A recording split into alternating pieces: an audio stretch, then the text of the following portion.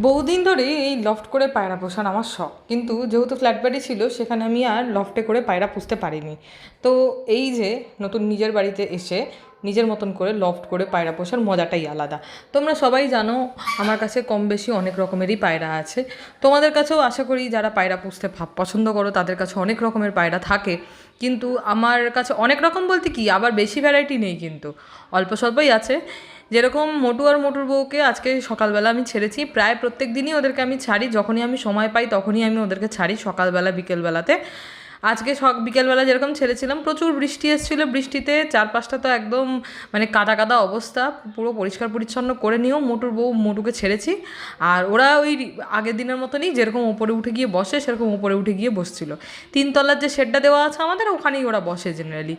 আর এত বৃষ্টি নেমেছে বলে মোটুকে আমি ঘরে ঢুকিয়ে দিয়েছি, মানে ডেকে ডুকে ওকে ঘরে ঢুকিয়ে দিতে পেরেছি। মোটুর বউ কিছুতেই ঘরে যাবে না, মানে ও ঘরে যেতে নারাজ।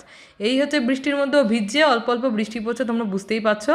আর ভেতরে এখনও পর্যন্ত আমার আরও দুটো পায়রা আছে যাদের এখনও পর্যন্ত পেয়ার করা হয়নি, কিন্তু তাদের পেয়ার রিসেন্টলি আমি করব। আর আস্তে আস্তে তোমরা দেখতে থাকো যে লফটে আরও বিভিন্ন রকমের পায়রার কালেকশান আসবে বা নিয়ে আসবো।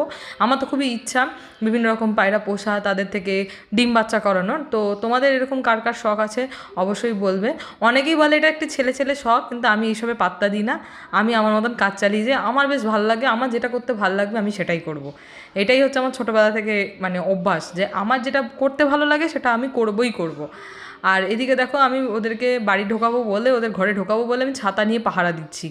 বারে বারে বলছি যে আয় ঘরে ঢুকে যা, ঘরে ঢুকে যা, ও কোনো কথাই শুনছে না। একজন তো ঘরে ঢুকে গেছে, আরেকজন তো বৃষ্টিতে ভিজে একদম চুপচুপে হয়ে ঘরে ঢুকলো। তো তারপরে তোমাদের এই ভিডিওগুলো কীরকম লাগে অবশ্যই আমায় জানাবে। আর অবশ্যই সবাই ভালো থাকবে। আর নতুন হলে চ্যানেলে অবশ্যই সাবস্ক্রাইব করে পাশে থাকবে। আর অবশ্যই বন্ধুদের মধ্যে শেয়ার করবে। টাটা।